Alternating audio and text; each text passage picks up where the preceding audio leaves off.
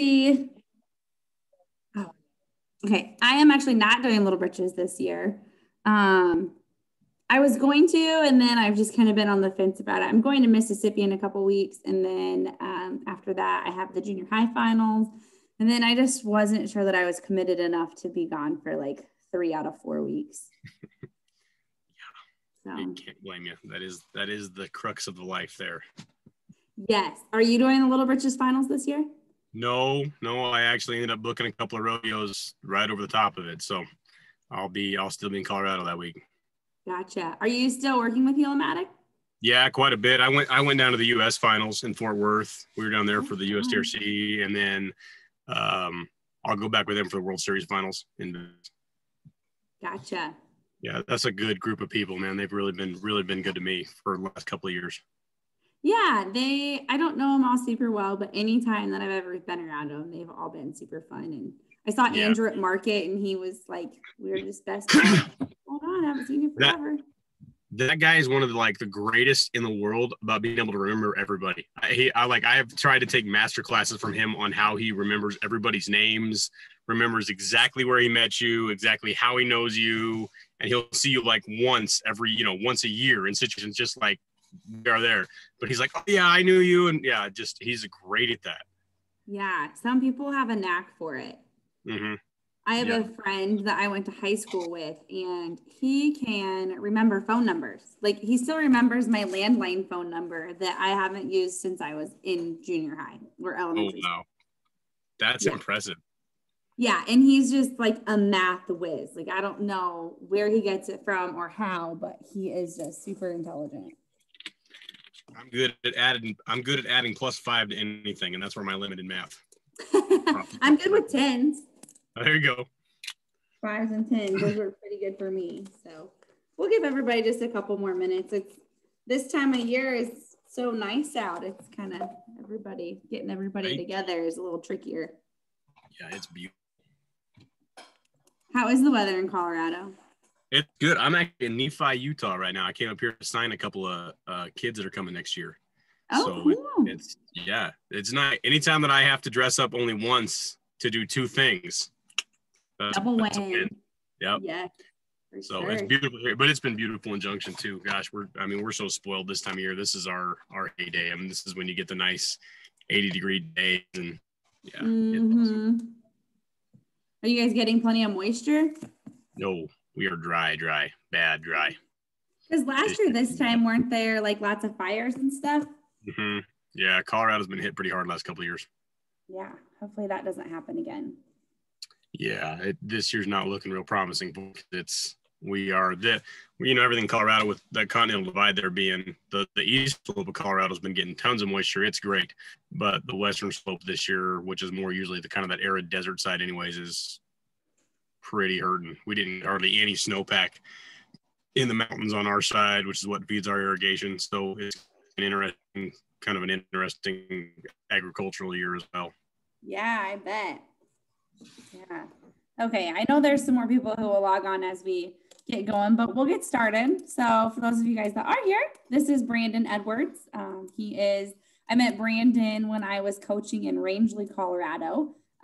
He is a coach in the same region at Colorado Mesa University, and just got to know him there. And then I met him further through Helo-Matic. He had a them, and I had my booth at the Little Britches finals. So I didn't even know that he did that there, and then bam, there he was. So that's always fun. And I've just learned a little bit more about him, and he's an announcer and just has all kinds of tips and tricks and lifestyle and things to share with you, and how it is to be a little different too and not live the traditional lifestyle and throw in a few other things. So I think he's going to have a lot for you guys to hear on just different ways to live life and the opportunities that life throws your way. So Brandon, I will let you take it away. Okay, cool. All right. And let me know if you guys, I think everything should be good on my end. So, so guys, my name is Brandon Edwards. I'm a coach at Colorado Mesa. I also have my PRCA card as an announcer and also work the Rodeos Association as well, actually in primary. I'm just kind of getting started into the PRCA Now I do contract work and sales for Helo-Matic at times, different shows and different events that they do.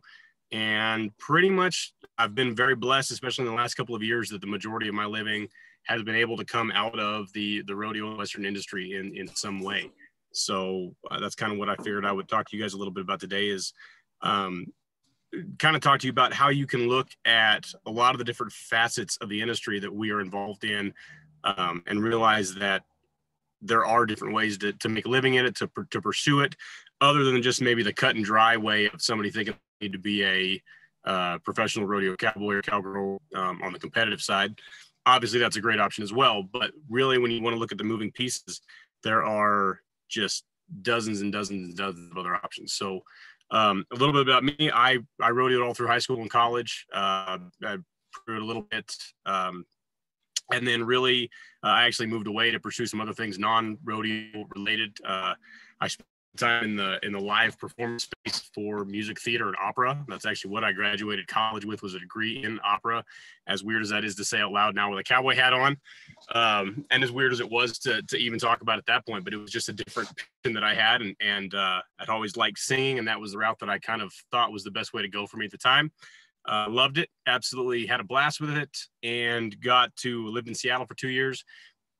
Kind of let it run its course, made sure that I really dedicated a lot of time to it, to pursue it to its fullest, to make sure that I really gave it its chance.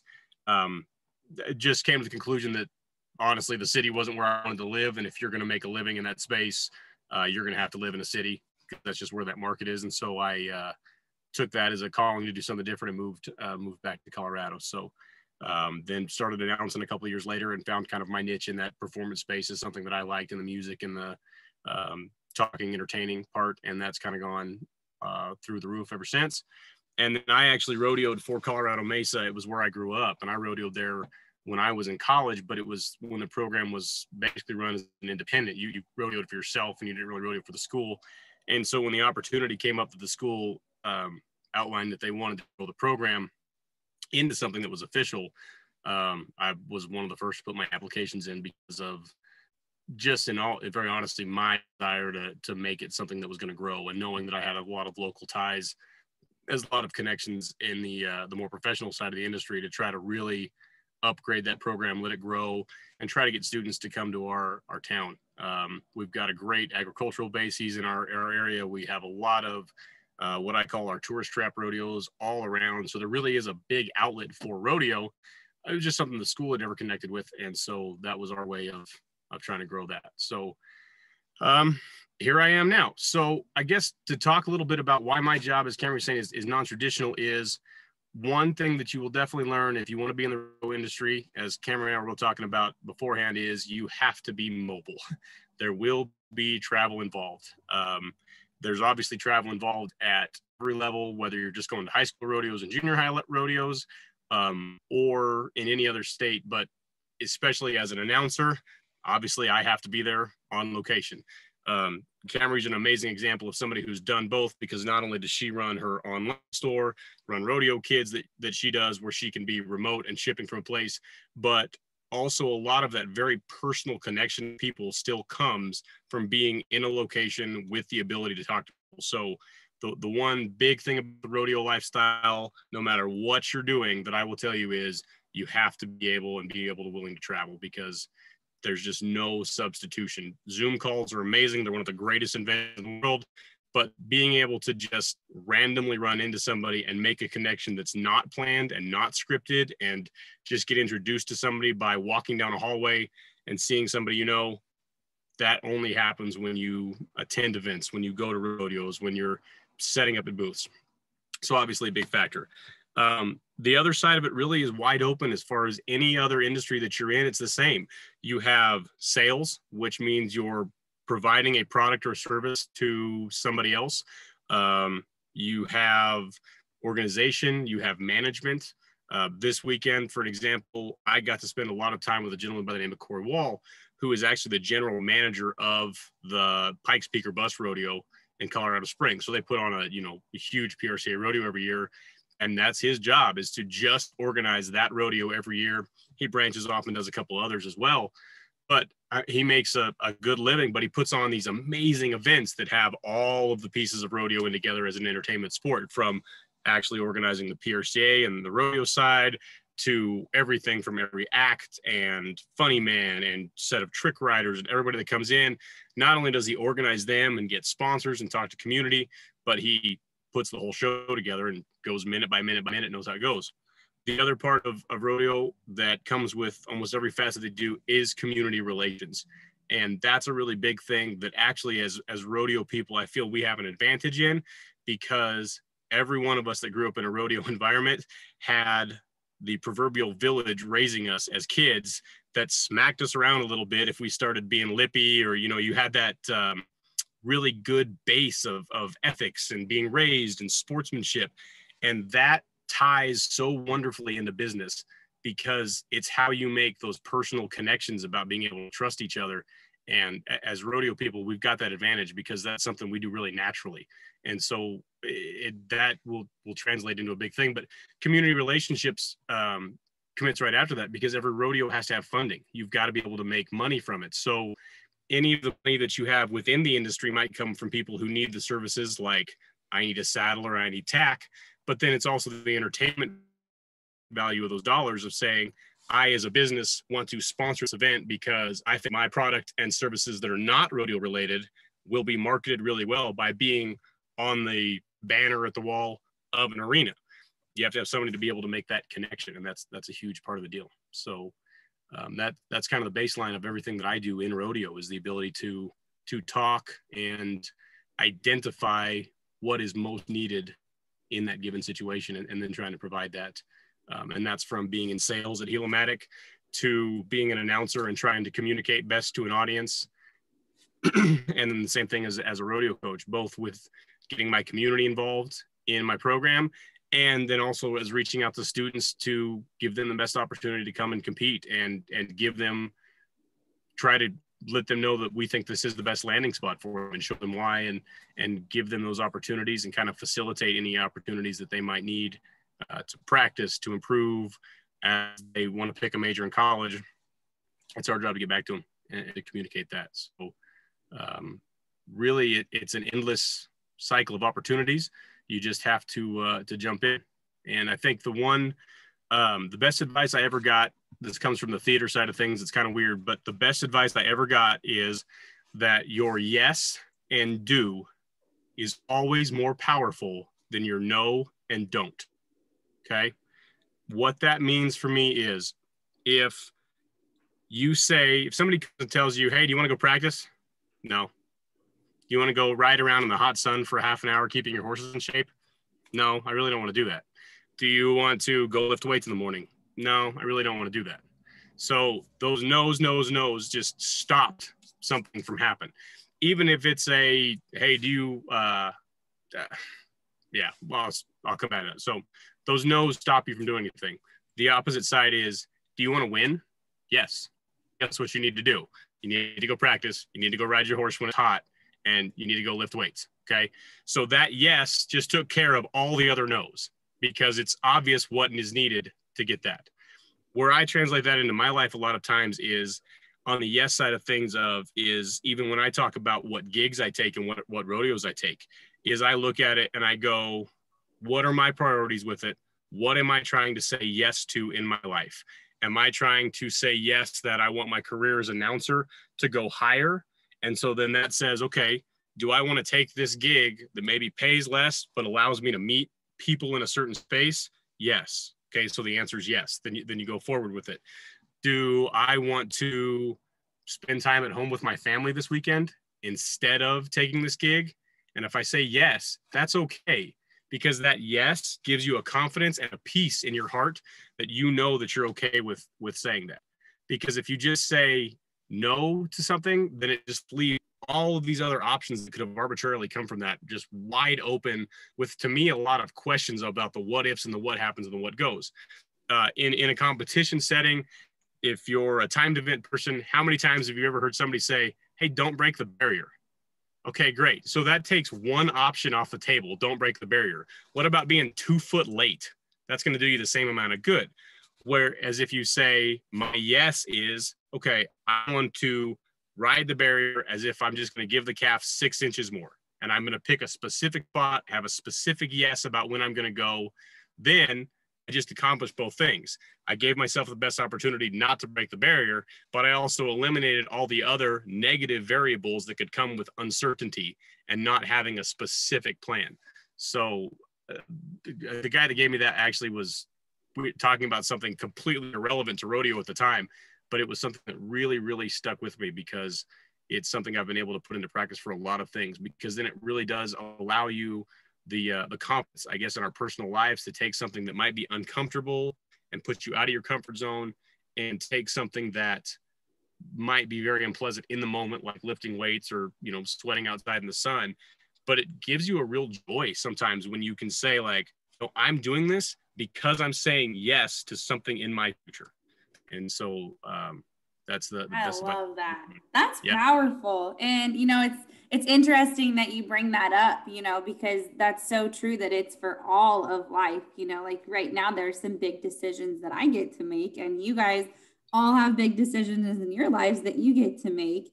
And if we focus on the end goal and what it is that we want to accomplish, then we worry about the rest of it. We don't even worry about it. But like he said, then you have the yeses because you know that you have to do those things to get to the end goal. So if you can say yes to, you want to win state, or you want to college rodeo, or you want to get a new horse, or whatever it is, or you want to get an A on your test, then yes, you have to do all the other things. So I definitely wrote that one down. That's very, very good. Perfect. The other one that actually that same guy told me and that also stuck with me is practice doesn't make perfect. Practice makes progress.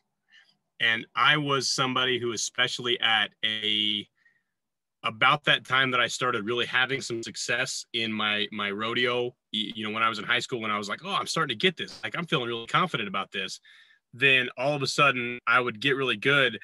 And then I had the understanding of just like how much better people were that, you know, were pros and stuff that were better than me. And it just all of a sudden just jolted my confidence the other way, because I was like, oh my gosh, like I'm really was happy about how good I was here, but these guys are here, like I'm never going to get there. And the guy told me again something about something completely unrelated to the rodeo, because he wasn't a rodeo guy, but he made sure to say that practice doesn't make perfect, because you're never, if you're practicing, you're obviously not perfect, and everybody's practicing, so nobody's perfect. But if you're practicing and you make progress, then you've got something else to build on, and it means your practice was worth it. And that really gave me a lot of release in my career going up, of going like, all right, I don't have to be here tomorrow. I don't have to be here today, but I just have to be, if I started here, I got to be here, and then here, and then here, and then here, and then here. So that's the other piece of advice that I can give to anybody. Yeah, one of the most powerful YouTube videos that I probably ever watched recently, it was of this gentleman who had decided he wanted to become the valedictorian. And some of you may have heard this story before, because I've shared it in a couple of the podcasts. I've seen this video, if it's the one I'm thinking about. I love it. Yeah, and where, you know, he accomplishes the goal, and then it's like 15 seconds of fame, you know, like when you win a trophy or you win a saddle or you win a buckle. When you reflect back on that, it's more about the journey and the progress that you made, because as soon as you accomplish that one goal, you already have another one set, or you set one way before you even accomplished it, because you're constantly making progress. So in the practice doesn't make perfect, it makes progress. You know, we don't get to the end goal and then stop, you know, we just set another one. So embracing the journey and the people and the memories and the lessons, that's what it's all about. And that's what makes it fun, because if it was just trophies, none of us would do it, because we wouldn't really care, because the people wouldn't be there to celebrate with us. You can only wear one buckle at a time. So, you know, winning another buckle, it's always nice. Yes. And that's a goal, but you can only wear one buckle at a time. So, you know, is that really the goal, that you need another buckle?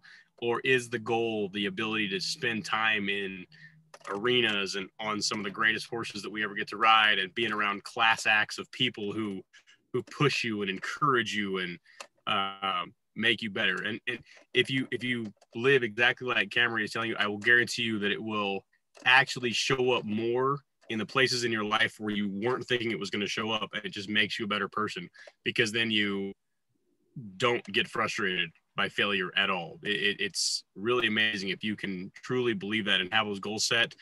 Your whole life elevates to where all of a sudden everything is an adventure and what you get to learn, more so than a battle about what you're trying to accomplish. And then you all of a sudden end up accomplishing great things.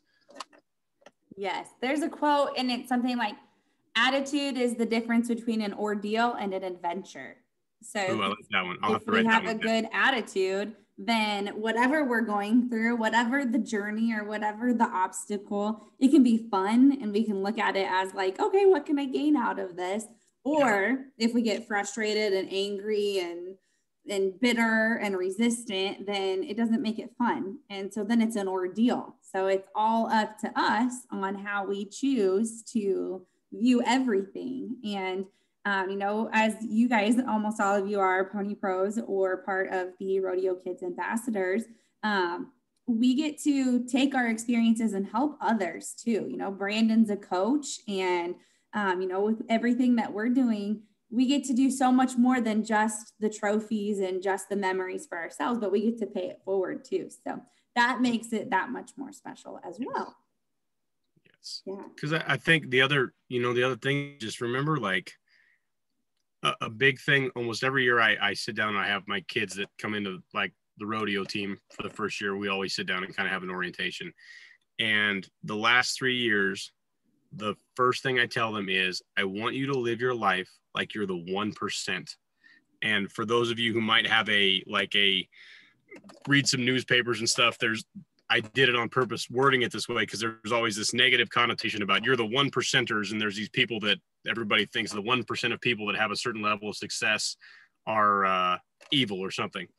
And my ideal is to preach it to my kids in this way of, you are the 1%, because you get to do something every single day that 99% of the world wakes up, and that would be like their pipe dream to do. Like, that would be something that they could not imagine they would be lucky to get to do. And we get to go out and we get to saddle up a horse every day if we want to. You have ridden in an arena with the music blaring and big moments on the line and people cheering for you, and you get to the back in the box and have that. Or you get to you get to get down on a bull and have that excitement. Whatever it is, that stuff that 99% of the world will never get to experience, that they will never get to know what that life is like. And so my big thing is, treat every single day like you're the 1% and have gratitude in your heart for that. Because if you are thankful for that, if you're thankful for what your parents have done for you, with the fact that they have given you this gift and the ability to be a part of this life, if you are thankful for the gate man who's at the end of the arena volunteering their time to help out at the rodeo, if you are thankful for the rodeo secretary who keeps everything organized, if you realize that all of those things are playing pieces into this amazing life that you get to lead, and you have that gratitude, same thing. Your attitude changes, and it becomes incredibly easy to deal with any frustrations that might happen during the day, because you're so overwhelmed with gratitude about this amazing experience that you're getting, that one little snafu doesn't actually even faze you. Like, you know, who cares if they loaded the wrong calf? It's one human mistake in this entire beautiful day of everybody making a rodeo happen. You know, I mean, the little details become the little details, and the big picture becomes this thing of how lucky we are and how exciting it is to be a part of this life. Do you guys get like goosebumps over that? Like, I get goosebumps and excited hearing stuff like that. Like, it just puts things into perspective, and perspective is so important. If we can constantly, like, even this morning, for instance, I was having a morning and I was frustrated, and big decisions to be made and competitions coming up and trade shows and all of this stuff. And I was getting to feel a little overwhelmed. And so I went for a run and got some fresh air, and I shifted my perspective into being grateful and into being thankful. And all of a sudden, all my problems went away. My problems became opportunities, and I got to become excited about them again. And I got to change my attitude from it being an ordeal of all of this stuff that I have to do or that I want to do. And I got to change it to, I get to do this and I'm thankful. And I get to be the 1% of people that gets to do a rodeokids.com, that gets to do this Zoom with you guys, that gets to go to the trade shows, that gets to give a lesson and saddle up a horse tonight. And shifting our perspective, and it only takes that much. It's okay to have those days where you're frustrated. It's okay to be angry for a short amount of time, as long as you can shift out of it. Yep. Yeah, yes, absolutely. Shifting is important. Yeah. Being able to have perspective that allows you to then look at it like, oh, that is just a moment. That's not my life. My life's not bad. I don't need to get down about that. That's not a thing that's a habit or indicative about who I am as a person.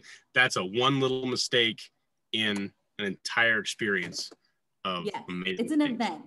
One thing that we've learned a lot about, I'm in a leadership program myself that's 4 months long, because I believe that leadership never ends. Even though I'm in a leadership position with you guys, I'm still learning all the time. And so I'm in this program and we talk a lot about things being events instead of ordeals.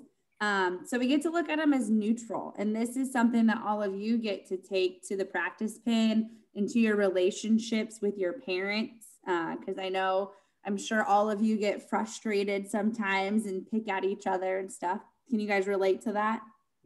Raise your hand if do you guys ever get frustrated with your parents? Yeah. Do your parents get frustrated with you guys? Yeah. Yeah. So what happens when we do that is we assign a meaning to it. But what we can do is take a step back and look at it as an event. This thing just happened. I get to look at it as neutral, and we get to, what did I learn from it? What could I have done differently? And then we get to put it in the past and we get to move forward. But if we keep it as more than an event and we add all this negativity to it, we make it an ordeal, doesn't work out very well. So we get to shift, we get to own up to, if we're the ones who are being kind of little jerks. I've been that person before. I've been not very nice to my mom when she was just trying to help me. But as long as I own it and I say, hey, Mom, I'm sorry. I know you were just trying to help me. This is what frustrated me. Or Coach, Coach, this is where I got irritated. This is where the flip switched for me, to where I felt like I was getting pushed or pressured, or I got frustrated. And I apologize for that. And one way that I would appreciate you approaching it in the future is maybe this way, or if you see this, maybe handle it this way. And give suggestions, but then also take a deep breath and then be willing to say, what advice do you have for me? I'm open to hearing it now. Yes. That's all very important. And ask questions. I cannot stress, ask questions. Like I said, this week I got to meet Core the first time. You've got a gentleman here who literally does this for a living. So he is in rodeo day in and day out. I have someone who's been making a living as an announcer since 2017. So I could claim that I know a lot about what I'm talking about. And yet here's this gentleman, this wealth of knowledge, and so friendly, so amazingly willing to answer any of my questions about the events that he's done and the way that he goes about it and some of the stuff that he's a part of. It was this amazing learning experience for me. And I can't stress that enough to everybody. There's a video, you talk about watching videos on the internet. I watched one of Steve Jobs the other day doing an interview, and it was when he was young. And he literally at that time somehow tracked down the number for Hewlett Packard when he was a kid. When he was 12 years old, he tracked down the number for the guy who owned Hewlett Packard, which is now name brand and printing, and told the guy, I want to learn about making this stuff. Can you help me? And the guy's like, yeah, show up tomorrow. You got a job. But it's just because he took the initiative to ask. If you've got a question about stuff, ask. We love talking about our sport. There's people everywhere. I've never met somebody, especially in the rodeo world. Maybe I've heard stories of other sports where people are so ultra competitive that they don't want to give you advice because they're afraid that you're going to beat them or whatnot. I have never encountered that in rodeo, ever. I have never met somebody in rodeo who, if you took the initiative and you put out the effort to want to get better and want to understand something, that they wouldn't just be willingly gushing information at you. So always, if you ever have any questions, I mean this even for now, for us and Camry, but for anybody else that you guys see that's in the rodeo world or the space, or even somebody that you see that you don't know, but you're like, my gosh, that's really cool what they're doing. Ask them. Just ask. I mean, you'll probably get more information than you ever thought possible. Yeah. Do you guys remember when we talked to Hunter Ream? Do you remember what he said? By the way. He's awesome. We talked to him right after the American. So we had a really cool opportunity. And do you remember what he said about how he's getting to go to all these places and stay with all these people? Can somebody unmute and tell me what he said? Lily? He said that he stayed many places. Like, I know he stayed at Tyson Durfee's and a lot of other people with a lot of other people. Do you remember how he said he made that happen? I watched. I'm not answering. I think, or at least for Tyson Durfee, I think he asked him on Facebook one time. Yeah, he just asked, didn't he? He asked the question. He put himself in a position where if the answer is no, did you go backwards? No.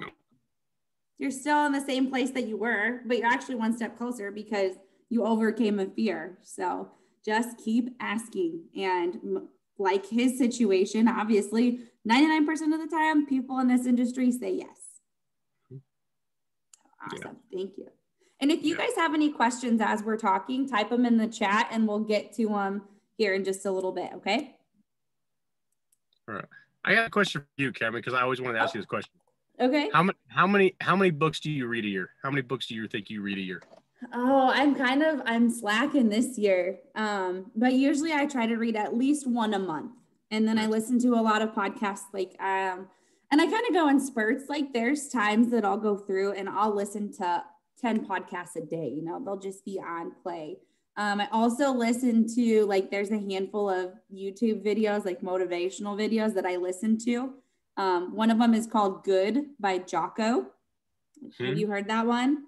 Yep. Yeah. Have you guys heard that? I think I've posted it in the Rodeo Kids stuff. It's awesome. I'll post it again so you guys can listen to it. It's short and sweet. Another one is called Jump by Steve Harvey. Have you heard that one? Mm-hmm. That one's good.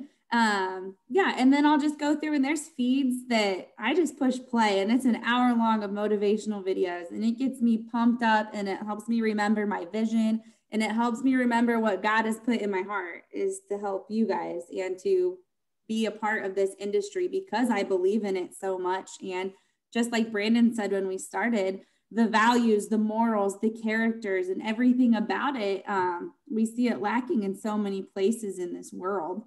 And so you guys are an awesome example and you are the leaders of the future. You're the hard work and the ethic and the passion that you guys have in what you do every day. And I see it on your posts on rodeokids.com and on the ambassadors team. Like you guys make a difference for so many kids. And I know you don't see it, but I get messages from people all the time that are like, yeah, we've been watching the videos. We've been doing this. We've been doing that. And we follow the Rodeo Kids ambassadors. And our following this year, because it's the first year for the Facebook page on the ambassadors, went from 0 in January to over 400 right now. And it grows every single day. So you guys are making a difference. So I bring that up as a way to introduce to you guys. Cameron, I knew the answer would be kind of a backwards because her and I have swapped titles back and forth, on Facebook. One of us is always putting something on, hey, what's your best book you've read in the last 6 months or something? Because I actually make all my rodeo kids write me a book report every semester.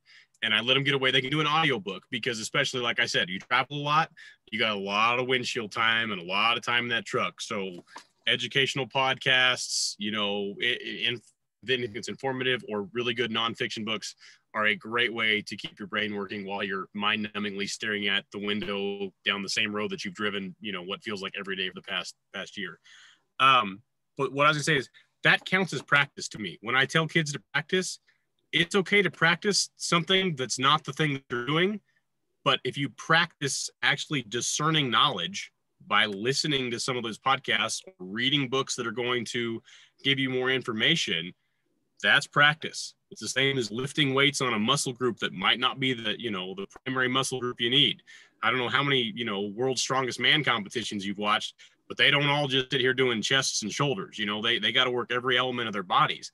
So if you sometimes go out of that comfort zone, you never know what you're going to latch onto, and you're going to find some really, really good advice and some really good perspective that might help you guys compete. And the best way to do that is by, reading books, like listening to podcasts. And I'm the first one to admit that sometimes I'm really guilty of, I got 20 minutes to kill someplace. I pull out my little phone and I'm like, ooh, Brick Basher. Yay. Something that's pointless and a game and doesn't do anything. And about 5 minutes in, I've gotten better at trying to catch myself and go, well, you know what? You've got this 20 minutes. Like, even if you're just sitting here killing time, this podcast could actually be constructive instead of just playing a game. Not saying you can't play games, not saying it's not fun, but definitely some perspective. If you spend a lot of time in the truck going to rodeos and things with your folks, there's a lot of time where you can still be increasing the quality of your life and the quality of your kind of personal education really, really easily in that same amount of time that you're not committed to doing anything else but sitting in a truck seat.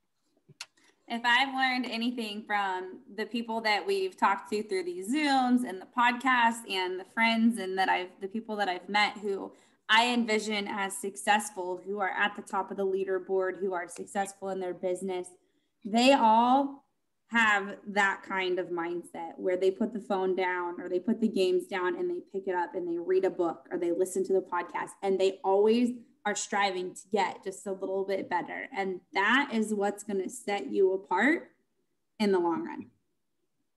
Yeah, a lot. Yes. Okay. So you're an announcer and you're a team roper and you're a coach and you understand all aspects of it, but from the announcer's stand, like, you get to see a lot of things happening in the arena. Mm-hmm. What's some advice and some things that you've seen that are good and some things that when you look down, you think, don't be doing that? From what I see the competitors do in the arena? Yeah. Okay.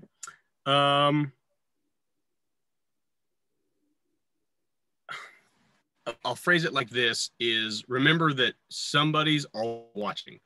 The minute that you commit yourself to walking in that arena and taking that challenge on in life, and by saying I'm going to enter a rodeo even, you are putting yourself out there for the world to see. And that's can be a very pressure-laden spot, because as humans, if we fail at something, we can get really embarrassed. And sometimes as people, getting really, really embarrassed does not bring out the best in us. And I had a huge issue with that when I was younger. I was somebody in high school and college that I'm not proud of today. I'll be 100% honest. I was not great to be around when I lost. I was very unpleasant. I was very angry. I was very, very much prone to lashing out. And that does include probably jerking on some horses that sure did not deserve it.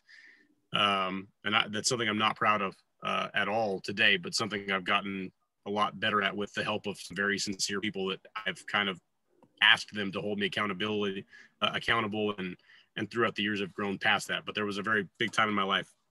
And so as an announcer, maybe it's just because I'm sensitive to it, but I see that perspective a lot.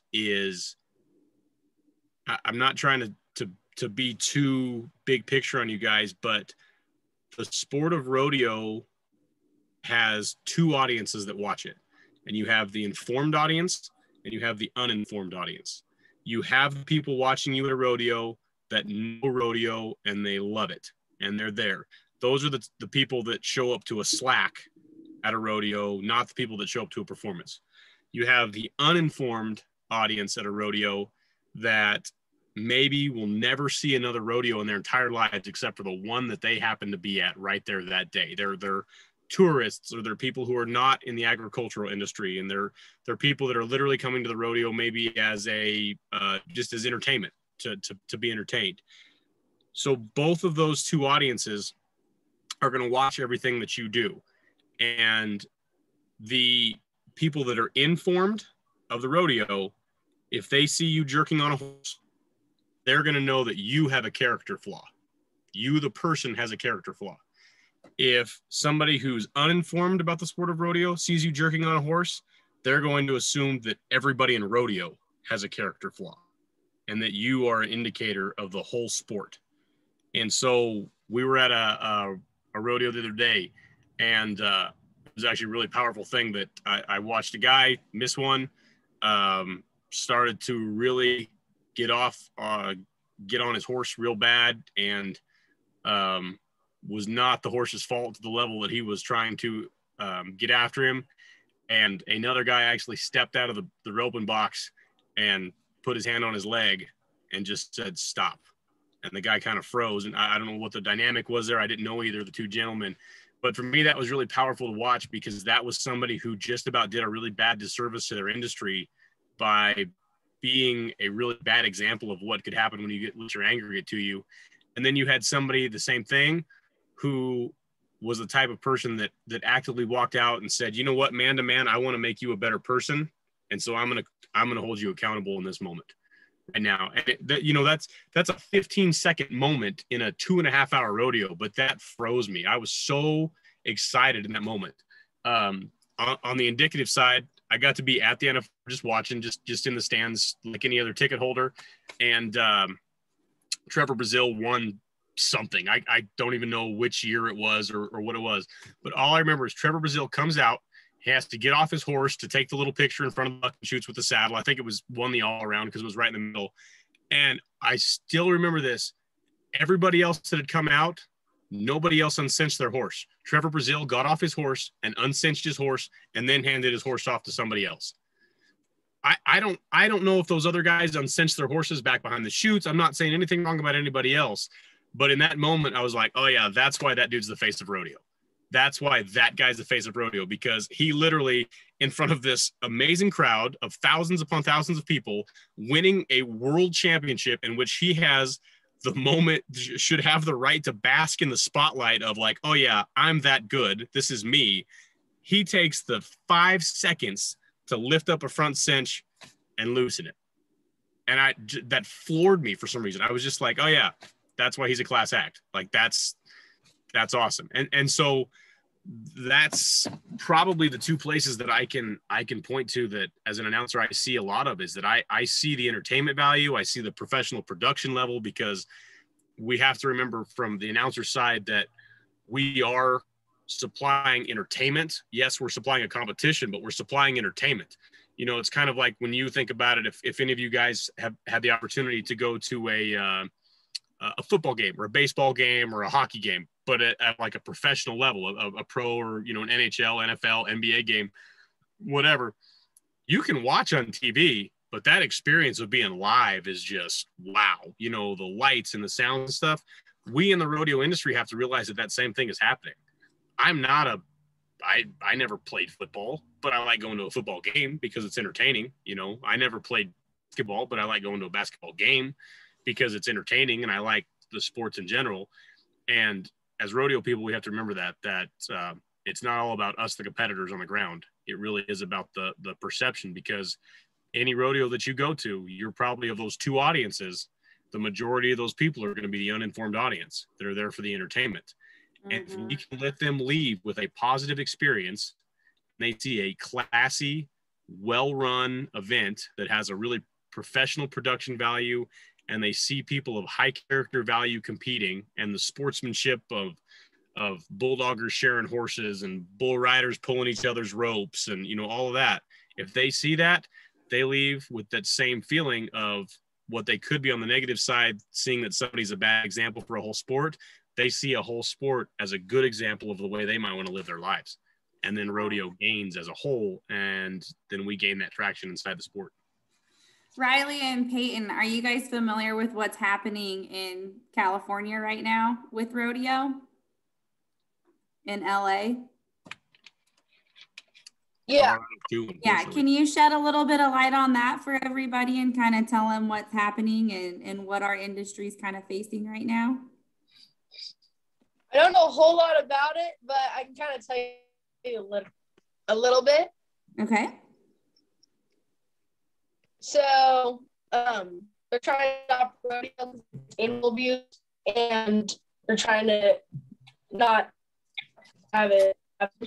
Same thing with like 4-H. And then it's also happening with 4-H and other like livestock shows. Like livestock shows. They're trying to ban all that because they think it's animal cruelty. Well, Yeah. I know too in like what county is it? More of in the Bay Area, more by San Francisco. They're kind of starting with the smaller things, like they've banned medicine at certain rodeos, and so they're just kind of slowly getting a foothold, in the door of, getting one thing banned, and then they just kind of try to keep adding on to that. I think it's also in like Santa Cruz area too. So there's like multiple counties. I know LA County is really trying to push it, but there's also other counties up more by San Francisco that have succeeded in getting those smaller things banned, and they keep trying to get more things banned too. Yeah. So the rest of you guys know what that means, that as even just one state, and New York is doing the same thing, as one city starts to get this stuff passed. Do you know what that's going to create for all of us? The precedence. Yes, it's going to be a ripple effect, because there are way more uneducated people than there are educated people.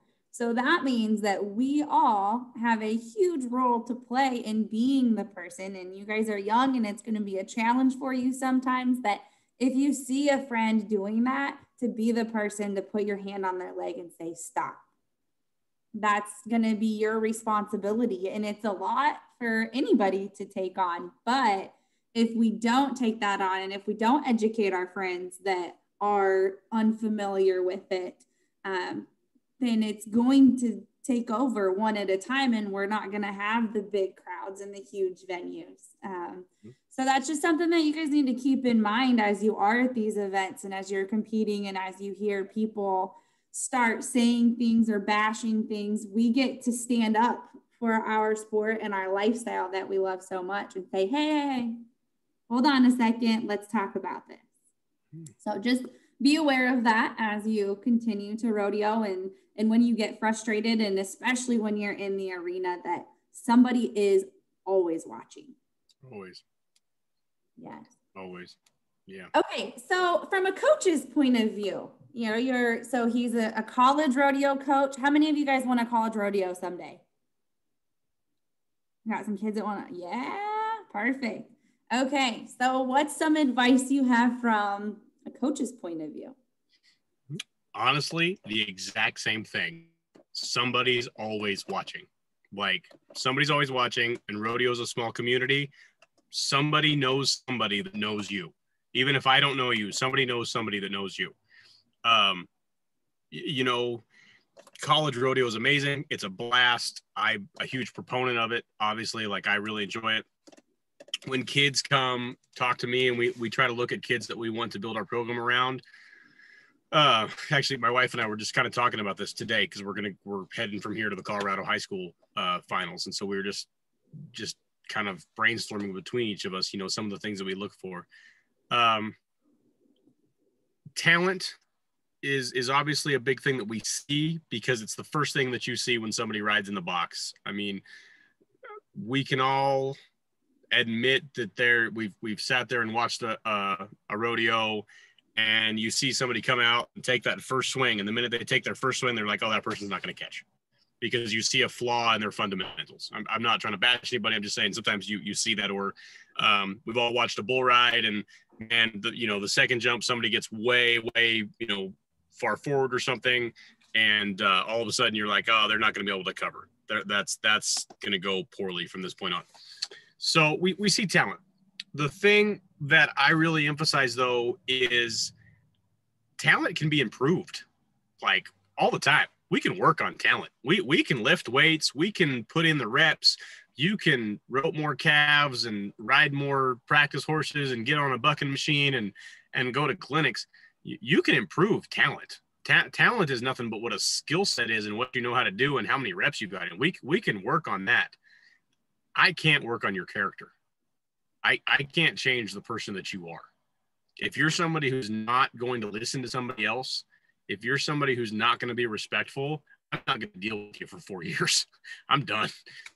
God bless your parents. They dealt with you for 18. But if you're being a little turkey about things and you're not going to be somebody who I enjoy, hanging out with, or somebody I would enjoy actually practicing with if I was competing with you as well, that's honestly the biggest deal breaker for me, 100%.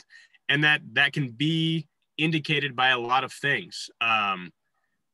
There's a very fine line between making a run and knowing you didn't make a great run and kind of going, dang it, kind of like it's okay to have a moment of frustration, like we were talking earlier. There's no big deal. But the throwing a fit, like throwing your rope across the arena or jerking on your horse or stuff like that, that's the things that I look at. And then it ties in, what do you do after that? What do you do next? We get to see a lot of the students that come up into college rodeo. We get to see them a lot of weeks in a row. And so, somebody's always watching, because if you do it once, I'll probably give you the benefit of the doubt of like, oh, that person really screwed up, made a bad run. Emotions got the best of them for one run, no big deal. You do it twice, all of a sudden I look at that as a habit. That's a character quality then. So there's nothing wrong with being human and making a mistake. There is something wrong with making the same mistake over and over and over and over again in the context of the character that you have. How you treat people is huge to me. If I'm a big proponent of positive or negative. So if I hear somebody giving me excuses about why somebody's better because their mom bought them a better barrel horse, or I'd rope that good too if I had a covered arena in my backyard. I hear that a lot sometimes, and I just go, no, you wouldn't, because that guy lives 2 miles down the road from you, and they'd let you come practice. I know you. I know them. If you wanted to go practice, you could take the school bus to his house, and you'd be just fine. So don't give me any of that. There's something about it. If your positive response though is, man, that guy's really good. I need to go spend some more time at their place. Like, that's probably something I should do. Same thing. That talent of yours, we can elevate it. We can lift it up. But if you've got the bad attitude of why somebody else has got an advantage over you, then I can't help you, because then you think that advantage is insurmountable and you're not going to be able to get past it. Yeah. Well, I think on that real quick, Brandon, like if you're limiting yourself based on what you see other people doing, then you're not taking it to the full level. So Billy Huber he's been to the NFR a couple of times, and he did eventually build an indoor arena, but the 2 times that he made it to the NFR, he had an outdoor arena in Iowa that was sandy. In Iowa, it gets really cold and it totally freezes. Like, it's negative degrees sometimes. And he tarped his calf lane, and he would go out there and he would scoop the snow off of it and untarp his arena in the middle of the winter, because he wanted it bad enough, because he had the character, because he had the heart to do it. And he wasn't comparing himself to anybody else. He was making it happen however he had to, with the means that he had to make it happen. So that's just something to keep in mind. If there is a will, there is a way. Perfect. Can I answer these 2 questions that we just had people type in? You bet. Yep, we've got 3 of them. Okay, so another one just popped up. Okay. So I'll kind of start I'll go bottom, top, middle here. So which rodeos do I announce at? So I announce mostly rodeos in Colorado. We have the Colorado Pro Rodeo Association, which is kind of our state rodeo association, and I do a lot of those rodeos. I do a lot of just open rodeos. The announcing business is kind of they call it an old boys network, because it's a lot of the people who are the big time announcers, like Bob Tallman and Boyd and Randy Corley. They've been announcing the rodeos that they announce right now for like 30 plus years. And so there's really like very small opportunities, just bit by bit by bit by bit, that if you get the opportunity to announce a rodeo, you'll probably do that rodeo for years if you are professional and courteous and you do the job right, but then you're also making sure that you talk to people. So it's very small. It's like I said, I've been announcing since 2017. This will be the first year that I get to announce a PRCA rodeo. And the reason I get a PRCA rodeo is because actually it was an amateur rodeo last year that I got to announce, and they went pro, and I already had my pro card, which is a big kind of a process you got to go through. And they were, I guess they enjoyed me enough, and I was blessed enough that they decided to have enough faith in me to ask me to come with them to go to be a pro rodeo. So it's a very slow progression. It's not like competing where you're just like, nope, I'm going to buy my pro card, slap your mouth and enter. You have to have a committee that has faith in you. So most of the rodeos I do around here, I also announce lots of sporting events, baseball games, hockey games, things that basically pay the bills. And I do have a lot of fun at them.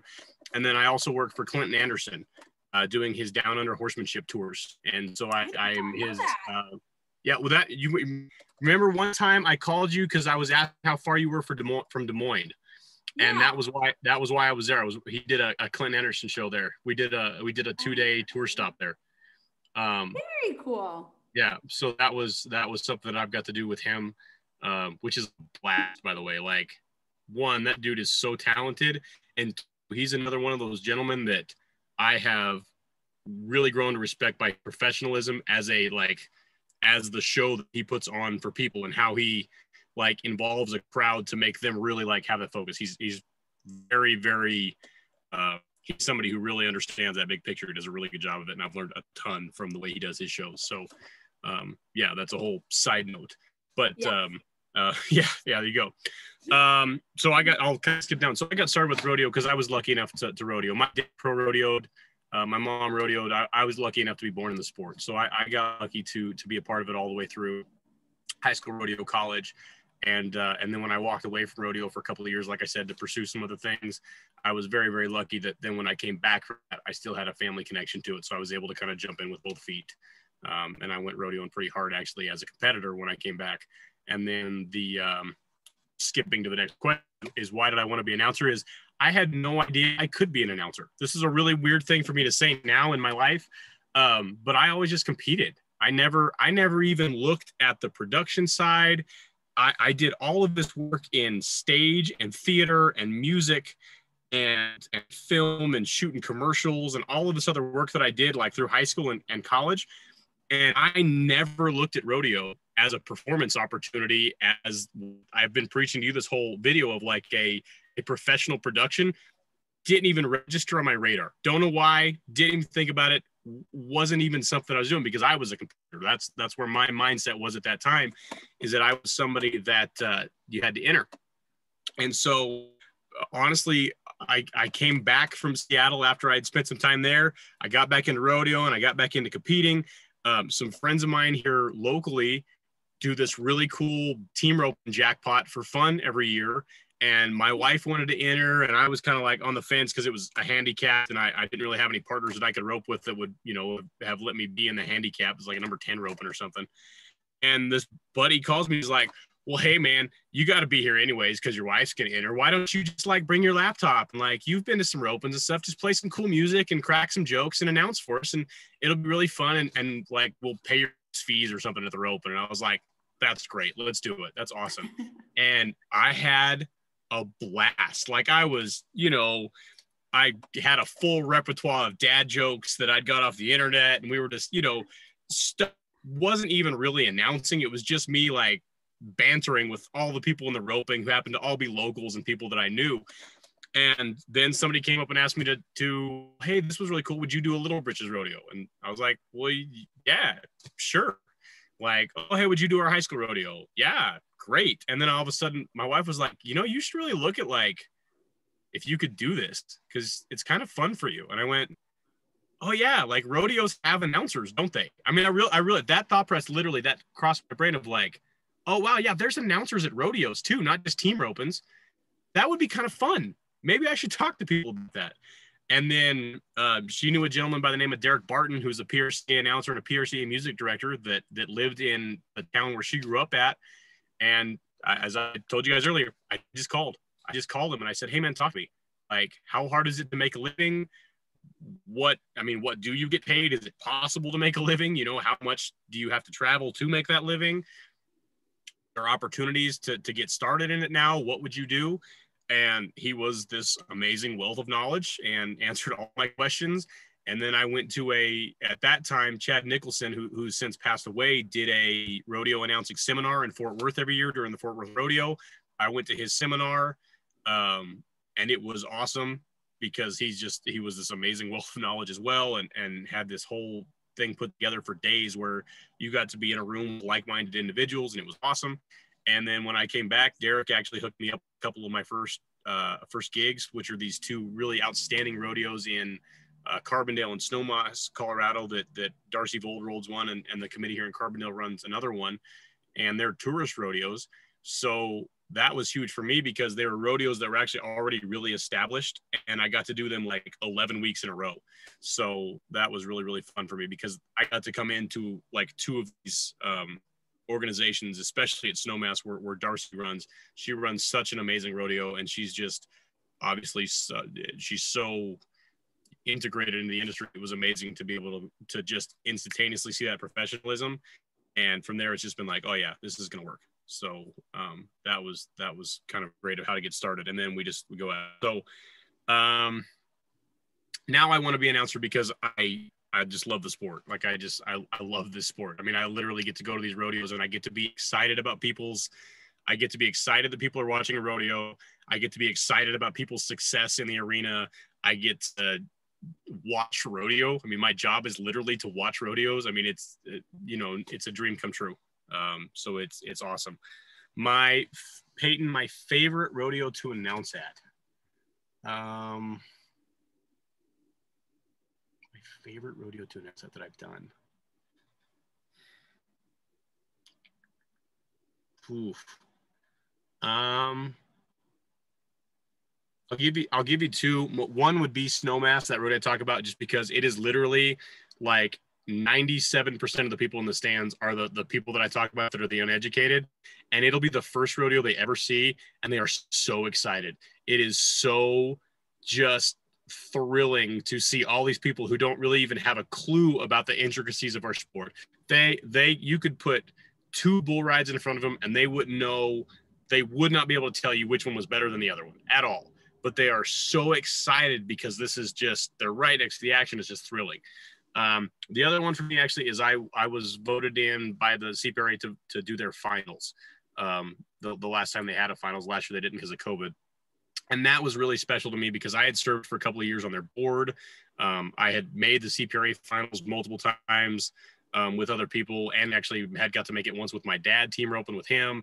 And so it was kind of really cool full circle experience to me. And they did a very professional production, and it was awesome. So that was that's probably my two favorite ones. One for the crowd and the professionalism of it, and the other one because it's a very professional rodeo, but just because of what the association meant to me and meant to my family. So those are probably the two of the biggest ones. Camry, that's a great question because unfortunately now that Chad has passed away, there is one or two gentlemen that have talked about starting some schools, one down in Mississippi and one in Texas. Both of the gentlemen are uber professionals. I think Andy was one of them, and he actually did the NFR 2 years ago. So he's obviously at the very peak of his craft. Another one I think was, I'm totally going to butcher this. I think it was Matt Ginn talked about it one time about doing it. Max, another guy who's phenomenal. He does just finals every year, amongst a lot of other rodeos. Same thing. I would tell you, do any of you guys who Garrett Jurgen is? Do you guys know him? So Garrett is the voice of a lot of things right now. He did and he's young. Garrett's very, very young, but he told a story time about the fact that the way he got his start was he showed up at the Lazy E Arena and asked Clem McSpadden, or got the opportunity to announce Slack with Clem McSpadden, who's a legend in our stuff. So just ask. He was like 16 years old. Yeah, he was 19 when he got the IPRA finals. He's the youngest person ever to get the IPRA finals, and now he's the voice of the American and Cheyenne Frontiers Days this year. He's kind of the wunderkind in the space, and he's phenomenal. He's amazing. But same thing. Just you talk about, you want to learn about announcing rodeos? Come to my house. I'll come to my house. We'll talk all day long. You want to meet a couple of rodeos? Come on, bring a chair. Come up in the booth with me.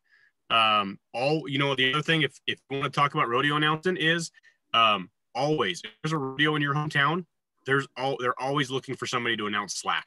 A lot of PRCA announcers, big time announcers that have really big perfs and stuff.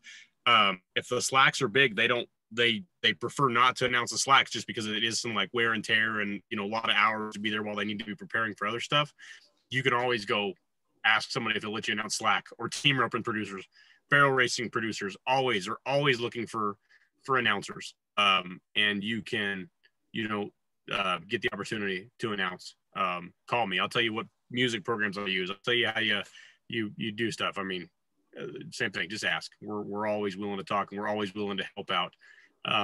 Every gig that I have ever gotten, save 3, came from other announcers. That's a big part of the industry that we talk about is all those gigs, at least when you start out, are probably going to come from other announcers, because you're going to get another announcer that gets a phone call from an established rodeo and they'll be booked already.